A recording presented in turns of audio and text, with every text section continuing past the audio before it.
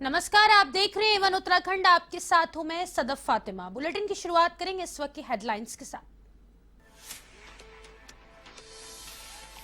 Cabinet की बैठक में हुए अहम फैसले। सरकार ने वन टाइम सेटलमेंट स्कीम की अवधि 3 महीने बढ़ाई। संविदा पर रखे जाएंगे सहायक प्राध्यापक।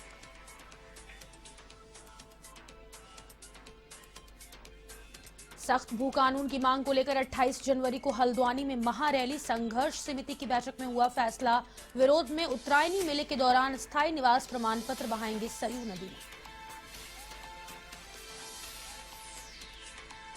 थराली में लकड़ी का मोटर पुल बना, लोगों की आफत। यात्री अपनी सुरक्षा स्वयं करने पर मजबूर। प्रशासन ने दिया जल्द बनाने का आश्वासन।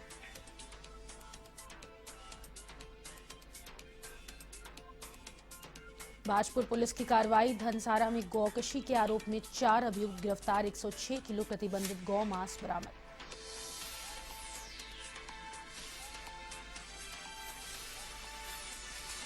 रुद्रपुर में शुरू हुआ सरस मेला। कई राज्यों से महिला सहायता समूहों ने उत्पादों की लगाई प्रदर्शनी। कार्यक्रमों में दिखेगी पहाड़ की लोक संस्कृति।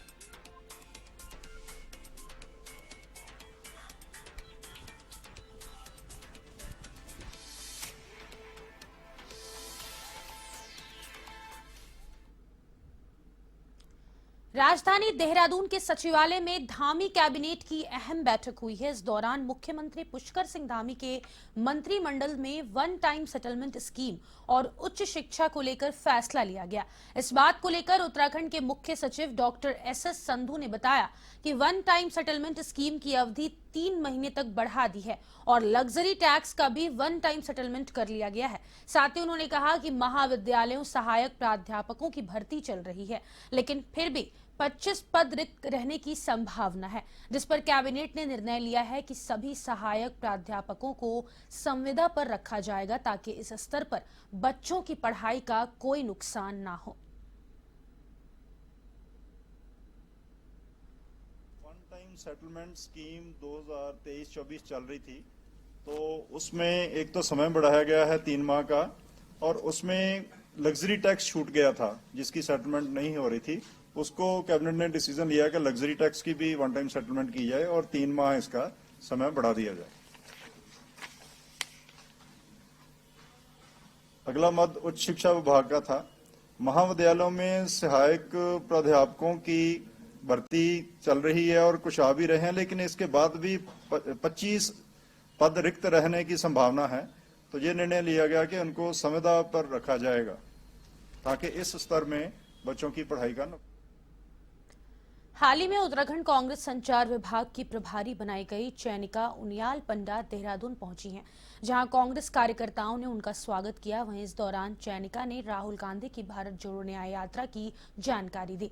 चैनिका पंडा ने कहा कि भाजपा सरकार ने जो अन्याय इन 10 सालों में किया है, उसको लेकर राहुल गांधी भारत जोड़ो न्याय यात्रा निकालने जा रहे हैं, जिसमें बढ़ती बेरोजगारी दर, महंगाई, महिलाओं के खिलाफ अत्याचार, किसानों के मसले संबंधित कई महत्वपूर्ण विषय उठाए जाएंगे।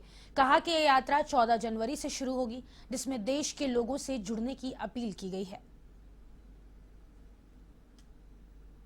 बात ये 1 ही साल के अंदर दूसरी यात्रा है, ठीक है। और आज से पहले कोई भी, मुझे नहीं लगता कि कोई भी ऐसा नेता है हिंदुस्तान में जो खुद जनता के बीच में पैदल चल के जा रहा हो, तमाम मौसमी मार के बावजूद, और वो पैदल चल करके आम आदमी से बात करने की कोशिश कर रहा हो, उनसे कनेक्ट करने की कोशिश कर रहा हो। मुझे लगता है कि इस बात के लिए राहुल जी की प्रशंसा होनी चाहिए कि वो जनता के बीच में सीधे जाकर।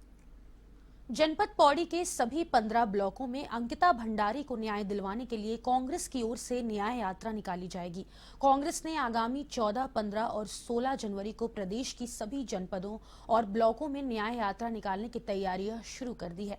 कांग्रेस के जिलाध्यक्ष पौड़ी विनोद नेगी ने बताया कि कांग्रेस अंकिता भंडारी को न्याय दिलवाने के लिए लगातार आंदोलन कर रही है।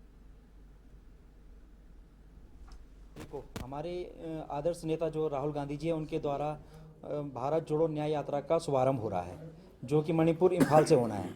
यह यात्रा 6700 किलोमीटर लंबी है और इस यात्रा की तर्ज पर हमारे जो प्रदेश अध्यक्ष हैं आदरणीय करण महाराज जी, तो उनके द्वारा हमें निर्देशित किया गया है कि पूरे जिलों में जो है, उत्तराखंड के सारे जिलों में जो है 14, 15 और 16 को न्याय यात्रा निकाली जाएगी। और वो जो है न्याय यात्रा अंकिता भंडारी के रूप में निकाली जाएगी। इस सरकार से पूछा जाएगा कि अंकिता के दोषियों को आप कब तक संरक्षण देते रहेंगे। आपने कुछ दिन पहले एक नेशनल क्राइम ब्रांच की जो ब्यूरो की रिपोर्ट थी उसमें देखा होगा कि उत्तराखंड ने हिमाचल प्रदेश की तर्ज पर सख्त भू कानून की मांग को लेकर बैठक की है। राजधानी देहरादून के शाहिद स्मारक पर भू कानून समन्वय संघर्ष समिति की ओर से आयोजित इस बैठक में भू कानून की मांग पर विचार मंथन किया गया। इस दौरान भू कानून समन्वय संघर्ष समिति के समन्वयक मोहित डिमरी और सभी वरिष्ठ कार्यकर्ता मौजूद रहे। समिति के संयोजक ने कहा कि बैठक में निर्णय लिया गया है कि बागेश्वर में उत्तरायणी मेले के दौरान समिति के सभी लोग अपने स्थायी निवास प्रमाण पत्र सरयू नदी में बहाएंगे और 28 जनवरी को हल्द्वानी में महारैली भी होगी। साथ ही उन्होंने कहा कि हम उत्तराखंड राज्य आंदोलन के शहीद और महान विभूतियों के गांव जाएंगे और वहां की मिट्टी लेकर शहीद स्मारक में आएंगे। करीब 50 संगठनों के साथ हमारी मीटिंग हुई है और आगे की रणनीति हम बना रहे हैं। आंदोलन को किस तरह से अनवरत जारी रखना है इसको लेकर यहाँ पे बातचीत हुई है और कुछ हमने प्रस्ताव भी पारित किए हैं, जिसमें मुख्य तौर पर एक तो बागेश्वर में हम उत्तरायणी मेले के दौरान वहाँ पर सरयू नदी में अपने स्थायी निवास प्रमाण पत्र बहाएंगे। इसके साथ ही साथ 28 जनवरी को हल्द्वानी में एक विशाल महारैली का आयोजन होगा और हम लोगों ने यह भी तय किया है थराली विधानसभा में तहसील मुख्यालय से महज 2 किलोमीटर से भी कम दूरी पर बना लकड़ी के पुल लोगों की परेशानी का सबब बनता जा रहा है। गांव के ग्रामीण जान हथेली पर रखकर पुल से गुजरने को मजबूर हैं। बरसात के दिनों में इन ग्रामीणों पर आवाजाही का संकट बना रहता है। ग्रामीणों को बरसात के समय पानी बढ़ने पर आवाजाही का संकट सताने लगा है। उन्होंने बरसात से पहले वैली ब्रिज या मोटर पुल का निर्माण कराने की मांग को लेकर धरना प्रदर्शन की चेतावनी दी है। हालांकि थराली तहसील के तहसीलदार प्रदीप नेगी ने आश्वासित किया है कि मोटर पुल निर्माण का कार्य जल्द ही लोक निर्माण विभाग से शुरू करवाया जाएगा। वहीं भाजपा मंडल थराली के मंडल महामंत्री अनिल देवराड़ी का कहना है कि थराली विधायक और सूबे की सरकार जल्द ही थराली और सूना के ग्रामीणों को नए मोटर पुल की सौगात देगी। कहना चाहूंगा कि जो 13 अगस्त को यहाँ पे भयंकर आपदा आई थी उसमें हमारे 3 पुल बह गए। पहला जो वैली ब्रिज था वो भी बह गया, मोटर पुल था वो भी बह गया और जो हमारा सन 1975 का झूला पुल था जिला पंचायत चमोली के द्वारा बनाया गया था वो भी बह गया। और हम अभी 2 गांव बिल्कुल बहुत विपत्ति के दौर से गुजर रहे हैं।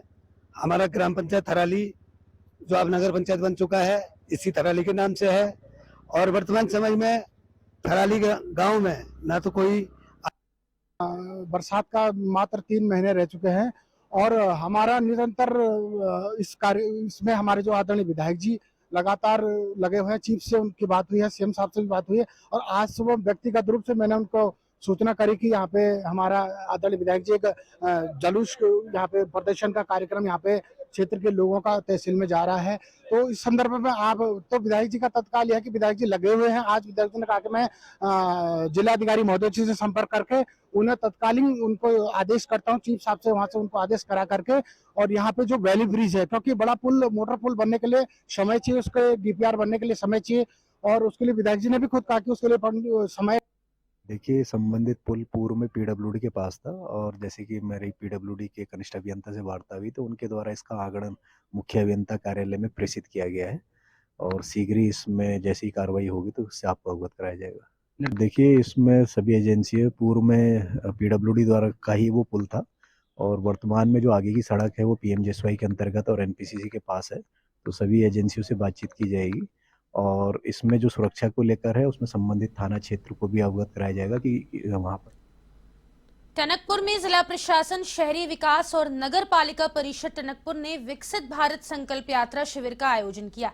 इस दौरान मुख्य अतिथि विधायक प्रतिनिधि दीपक रजवार ने विकसित भारत संकल्प यात्रा के तहत मोदी सरकार की गारंटियां और जन कल्याणकारी योजनाओं के बारे में जानकारी दी। शिविर में विकसित भारत संकल्प यात्रा के विभागों ने अपने अपने विभागों से संबंधित योजनाओं के विभागीय स्टॉल भी लगाए, जिसमें स्वच्छ भारत मिशन, पीएम स्वनिधि, उद्योग विभाग, विद्युत विभाग, विभाग, स्वास्थ्य विभाग सहित अन्य विभागों के स्टॉल लगाए गए। इस दौरान वंचित पात्र लाभार्थियों के आवेदन को भी मौके पर जमा किए गए। इसी दौरान भूपेंद्र प्रकाश जोशी, अधिशासी अधिकारी नगर पालिका परिषद टनकपुर और नगर पालिका परिषद पूर्व अध्यक्ष हर्षवर्धन रावत ने हमारा संकल्प विकसित भारत के तहत वहां मौजूद लोगों को शपथ दिलाई। विकसित भारत संकल्प यात्रा आज टनकपुर के पड़ाव पर थी और माननीय प्रधानमंत्री, यशस्वी प्रधानमंत्री मोदी जी के निर्देशों पर जो भी योजनाएं इस देश को मिली हैं, हम इस आज़ादी के अमृत महोत्सव के अवसर पर यहाँ पर एकत्रित हुए और जो भी योजनाएं इस देश को मिली हैं उसके बारे में आज जानकारी दी गई। मोदी सरकार ने योजनाएं नहीं, मोदी सरकार एक गारंटी की बात कहती है। मोदी सरकार में ये कहा जाता है हमारे जो फल खोखा ठेला पटरी वाले हैं उनको बहुत लाभ था इस योजना में, उसका बहुत फायदा मिला है। जैसे कि 10,000 रुपया मिलता था उसको 20,000 की जगह उससे 50,000। छोटे छोटे जो उद्योगों से जुड़े हुए हैं उन लोगों को इस सरकार में बहुत बेनिफिट और बहुत फायदा हुआ है। इस सरकार की योजनाएं। चमोली जिला पंचायत अध्यक्ष रजनी भंडारी के खिलाफ उत्तराखंड सरकार ने बड़ी कार्रवाई करते हुए उन्हें जिला पंचायत अध्यक्ष के पद से हटा दिया है। इसके लिए पंचायती राज सचिव हरिचंद्र सेमवाल ने आदेश जारी किए। सरकार के इस आदेश पर रजनी भंडारी के पति और बद्रीनाथ से विधायक राजेंद्र भंडारी ने आपत्ति जताते हुए कहा कि यह लोकतंत्र की हत्या है। सत्ता की ताकत के बल पर सरकार ने यह फैसला लिया है। आपको बता दें कि रजनी भंडारी पर 2012 और 13 में आयोजित नंदा राजजात के निर्माण कार्य के टेंडर में गड़बड़ियों का आरोप है। हालांकि शासन ने रजनी भंडारी को पिछले साल भी इन्हीं आरोपों के आधार पर पद से हटाया था, लेकिन कोर्ट से बहाली के आदेश के बाद रजनी भंडारी अपने पद पर बनी रही। जब कमिश्नर की जांच में कोई भी तेनिमितता नहीं पाई गई, कोई भी रुपये का जो है लेन देन नहीं हुआ है, तो फिर किस आधार पर हटा रहे हैं वो? मेरे कहने का मतलब है कि महेंद्र भट्ट जी मेरे से चुनाव हारे हैं और चुनाव का बदला लेने के लिए वो जो है सरकार की ताकत के बल पे रजनी भंडारी को उन्होंने जिला पंचायत के अध्यक्ष पद से हटा दिया है। तो ये सरकार है, सरकार चमड़े के सिक्के चला रही है जैसे मर्जी। मुख्यमंत्री आदरणीय पुष्कर सिंह धामी जी की सरकार जीरो टॉलरेंस के सिद्धांत पर काम कर रही है। जहां भी भ्रष्टाचार की शिकायतें आएंगी, भ्रष्टाचार के मामले आएंगे, उन पे कड़ा प्रहार हमारी सरकार करेगी। चमोली जिले की जिला पंचायत अध्यक्ष के संबंध में इसी प्रकार की शिकायतें आई हैं, उसमें प्रशासनिक स्तर पर जांच हुई है और उसमें भ्रष्टाचार के आरोप पाए गए और उसी आधार पर उनको पद से हटाया गया है। और निश्चित रूप से मैं इसको पुनः दोहरा रहा हूं। बाजपुर के ग्राम धनसारा में 106 किलो प्रतिबंधित गौ मांस के साथ 4 अभियुक्तों को पुलिस ने गिरफ्तार किया है। घटना की जानकारी देते हुए पुलिस क्षेत्राधिकारी भूपेंद्र सिंह भंडारी ने बताया कि मुखबिर से मिली सूचना के आधार पर ग्राम धनसारा में गौकशी की घटना को अंजाम दिया जा रहा था। सूचना मिलते ही कोतवाली बाजपुर से पुलिस टीम मौके पर पहुंची, जहां पर 4 लोग गौकशी घटना को अंजाम दे रहे थे। मौके से टीम को 106 किलो प्रतिबंधित गौमांस भी बरामद हुआ और 4 अभियुक्तों को भी मौके से गिरफ्तार किया है, जिनके खिलाफ कोतवाली में अभियोग पंजीकृत कर दिया गया है। रात्रि के लगभग मुखबिर द्वारा सूचना दी गई कि ये घनसारा गांव में कुछ गोकशी की घटना हो रही है, तो हमारे थाना बाजपुर से एक टीम वहां पर भेजी गई। तो वहां पर वास्तविक तौर पर वो गोकशी हुई थी, जिसमें 106 केजी गौ मांस, प्रतिबंधित मांस जो है बरामद हुआ है, जिसमें 4 अभियुक्त जो है मौके से जो है। कालसी थाना क्षेत्र में लगातार हो रही चोरी की वारदातों पर कार्रवाई करते हुए थाना पुलिस ने घटनाओं में शामिल शातिर चोरों को गिरफ्तार किया है। बताया जा रहा है कि कालसी थाना पुलिस के हत्थे चढ़े ये आरोपी अपने नशे की लत को पूरा करने के लिए आसपास के क्षेत्रों में चोरी की वारदातों को अंजाम देते थे, जिसका खुलासा करते हुए एसपी देहात लोकजीत सिंह ने बताया कि नशे की रोकथाम के लिए चलाए जा रहे अभियान के साथ ही चोरी जैसे लंबित प्रकरणों पर भी पुलिस की कार्रवाई लगातार जारी है। इसी क्रम में कालसी थाना क्षेत्र में चोरी की अलग अलग वारदातों शामिल शातिर चोरों को गिरफ्तार किया गया है, जिनसे चोरी किया गया माल भी बरामद हुआ है, जिसके चलते दर्ज मुकदमों के आधार पर सभी को कोर्ट में पेश कर जेल भेजा जा रहा है।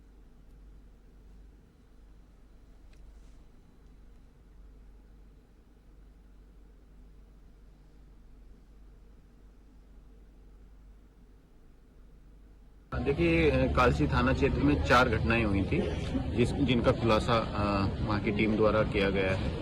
इसमें 2 जो आज हम लोगों ने मुलजिम पकड़े हैं, उसमें 2 पशु चोरी से संबंधित मामले हैं और कुछ देवदार की लकड़ी को चुराने से संबंधित एक प्रकरण। तो उससे और एक मंदिर में चोरी हुई थी, उससे संबंधित मुलजिम को हमने कल पकड़ के जेल भेज दिया है। तो चारों जो वहाँ की चोरियाँ थी उनका खुलासा किया गया। सेलाकुई थाना पुलिस ने एक ठग गैंग को गिरफ्तार किया है। ये गैंग विभिन्न राज्यों में एटीएम ठगी की वारदातों को अंजाम देते थे और यहां भी एटीएम ठगी के इरादे से आए थे, जिसके पास से दर्जनों एटीएम कार्ड और असला भी बरामद हुए हैं। मामले का खुलासा करते हुए एसपी देहात लोकजीत सिंह ने बताया कि हरियाणा के मेवात जिले के रहने वाला राहुल खान अपने साथी रिजवान, नसीम और तारिक के साथ गैंग बनाकर एटीएम पर ठगी की घटना को अंजाम देते थे।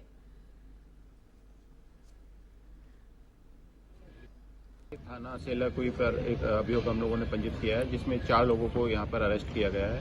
इन लोगों के पास कुछ ऐसा सामान, संदिग्ध सामान मिला है जिससे कि ये धोखाधड़ी की घटनाओं को अंजाम देते हैं यहाँ पर। तो उसमें इनके पास 34 सिम कार्ड मिले हैं, तमंचा मिला है, चाकू मिला है और सरिया। तो ये इस तरह के लोग हैं कि कोई भी घटनाओं को अंजाम दे देते हैं। ज़्यादातर ये भोले वाले लोगों को एटीएम में उनकी रैकी करके, उनका पिन पता करके, उनको साथ धोखाधड़ी करके घटनाओं को अंजाम देते हैं।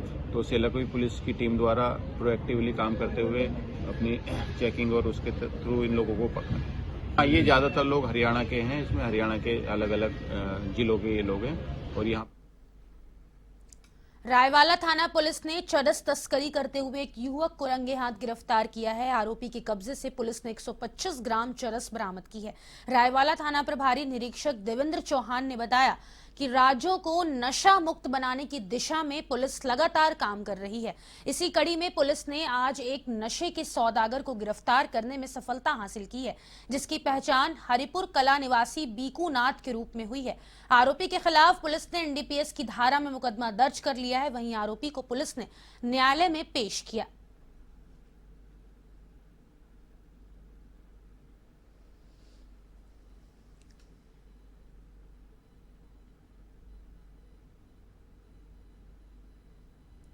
रुद्रपुर में उत्तरायणी महोत्सव का 2 दिवसीय आयोजन होने जा रहा है। यह आयोजन 13 और 14 जनवरी को रुद्रपुर के शैल भवन के ग्राउंड में किया जाना निर्धारित है। शैल परिषद के अध्यक्ष एडवोकेट दिवाकर पांडे ने बताया कि इस बार भी कार्यक्रम अपनी भव्यता के लिए होगा। मुख्य अतिथि के रूप में केंद्रीय रक्षा और पर्यटन राज्य मंत्री अजय भट्ट रहेंगे।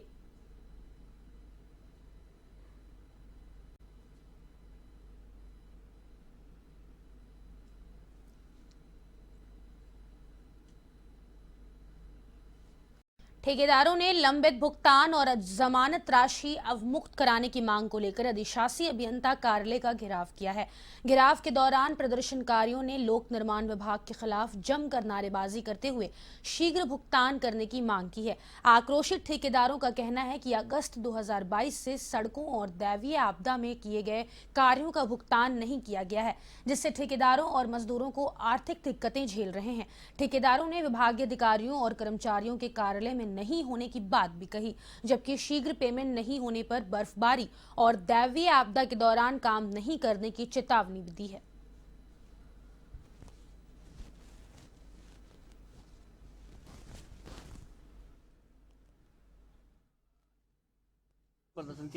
ठेकेदार द्वारा साल भर 8 महीना से लगभग काम करे हो गया है, विभाग उसका भुगतान नहीं कर पा रहा है। कोई अधिकारी मौजूद नहीं है यहाँ पर। एक्शन साहब हमारे 1.5 महीने से लापता हैं, उनका कोई पता नहीं है, और जो अधिकारी और हैं वो लोग भी नहीं आ रहे हैं, और कागज़ बनने में परेशानी हो रही है। और त्यौहार का टाइम है और ठेकेदार यहाँ का ठेकेदार छोटा ठेकेदार है, परेशान हो रहा है, लेबर पीछे पड़ रही है उसके, और काम लगभग बंद हो चुके हैं। अगर जल्दी इसका भुगतान नहीं हुआ तो फिर हम लोग धरना प्रदर्शन करेंगे, काम हम बंद करेंगे, और बहुत परेशानी का सामना करना पड़ा है। रुद्रपुर में सरस मेले का केंद्रीय रक्षा और पर्यटन राज्य मंत्री अजय भट्ट ने फीता काटकर शुभारंभ किया। 9 दिनों तक चलने वाले सरस मेले में जिले और अन्य कई राज्यों से महिला सहायता समूहों ने अपने समूहों के उत्पादों की प्रदर्शनी लगाई है। वहीं मेले में मुख्य आकर्षण हर शाम को मंच पर होने वाले उत्तराखंड की संस्कृति से संबंधित सांस्कृतिक कार्यक्रम होंगे, जिसमें कई लोक गायक, कई लोक नृत्य और कई मशहूर गायक अपनी प्रस्तुतियां देंगे। केंद्रीय मंत्री अजय भट्ट ने इस राष्ट्रीय सरस मेले में उत्तराखंड और अन्य राज्यों से आने वाली सभी महिलाओं के निर्मित उत्पादों की तारीफ की है। ये राष्ट्रीय सरस मेला हम सब के लिए पाथेय बनने वाला है। पूरे देश भर के लोग यहाँ आएंगे। वो क्या उत्पाद बना रहे हैं, कैसे अपने पैरों पर खड़े हो रहे हैं, विषम परिस्थितियों में भी उन्होंने कोई अपने को कमजोर नहीं बनाया, बल्कि हल्द्वानी में प्रशासन जाम के समाधान के लिए सड़क चौड़ी करने में जुटा हुआ है, जिसके लिए प्रशासन ने मंगल पड़ाव से रोडवेज स्टेशन तक सरकारी संपत्तियों को तोड़ा है। इसके साथ ही रोड चौड़ीकरण की जद में आ रहे कुछ दुकानदारों को भी नोटिस दिया है, जिसके चलते दुकानदार सड़क चौड़ी करने के विरोध में उतर आए हैं। व्यापारियों का एक प्रतिनिधिमंडल हल्द्वानी के मेयर डॉक्टर जोगिंद्र पाल सिंह रौतेला से मिला। दुकानदारों ने आरोप लगाते हुए कहा कि प्रशासन सड़क चौड़ी करने के नाम पर व्यापारियों का शोषण कर रहा है और उन्हें जबरन नोटिस दिए जा रहे हैं। रोड सिंधी चौराहे के पास जो रोड वाइंडिंग हो रही है, उसमें कई गवर्नमेंट प्रॉपर्टीज और प्राइवेट प्रॉपर्टीज और नगर निगम की प्रॉपर्टीज उसकी जद में आ रही हैं। इसको लेकर व्यापारियों के बीच में और प्रशासन के बीच में घर्षण की स्थिति बनी हुई है। आज समस्त व्यापारी मेरे पास इस संबंध को लेके आए हैं। मैंने उनसे कहा कि संवाद को पुनः स्थापित किया जाना चाहिए प्रशासन और व्यापारी के बीच में, क्योंकि मार्ग चौड़ीकरण जो है आपका जनहित का कार्य है।